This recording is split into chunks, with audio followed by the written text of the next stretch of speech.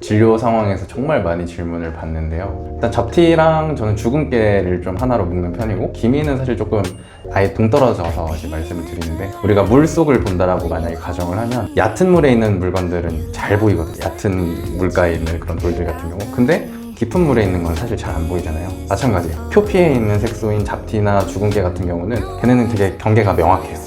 또렷하고 육안으로 봤을 때 확실하게 좀 구별이 되는데, 기미 같은 경우는 우리가 진피층에 있다고 보통 설명을 해드립니다. 표피에 있는 색소가 아니고 진피에 문제가 있는 경우가 많아서, 이거 같은 경우는 되게 흐릿하게 구름 안개가 낀 것 같은 느낌의 양상을 좀 보여주곤 해요. 그래서 오히려 명확하게 잘 보이면은 잡티, 주근깨 이런 것들을 먼저 의심해 볼 수 있을 것 같고, 흐릿하고 이제 영역처럼 보인다, 뿌옇다 이런 느낌은 기미라고 생각하시면 되겠습니다. 기미 잡티 치료 차이가 있을까요? 이제 표피성 색소, 뭐 주근깨나 잡티 같은 경우는 저는 이제 딱지지게 하는 레이저, 그거를 이용해서 제거를 하는데, 한 3, 4일 정도 지나면은 딱지가 자연스럽게 떨어지고, 좀 긴 친구들 같은 경우는 일주일 정도 지나서 떨어지면서 자연스럽게 개선이 됩니다.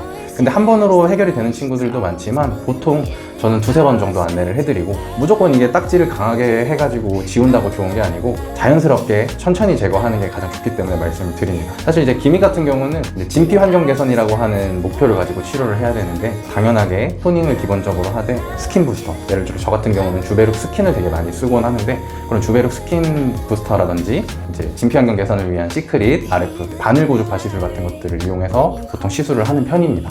그래서 그런 식으로 치료 방향이 나뉜다고 생각을 하시면 좋을 것 같습니다. 근데 기미 같은 경우는 길게 보고 치료를 하시는 게 되게 중요한데, 한 번에 해결이 되지 않고, 저는 항상 10회 단위로 비포 애프터를 비교를 해서 본인만의 이제 목표점을 설정해 놓고 보시는 게 좋다고 생각을 합니다. 그냥 기본 레이저 토닝이 필요한 경우가 있고, 아니면은 정말 잘자리 쪼갠 피코초 단위의 레이저 토닝이 필요한 경우도 있거든요. 진료실에서 혹은 토닝하는 레이저실에서 의사가 직접 얼굴을 보고 그것들을 결정할 수 있는 그 포인트를 잡고 치료하시는 게 가장 중요하다고 생각합니다.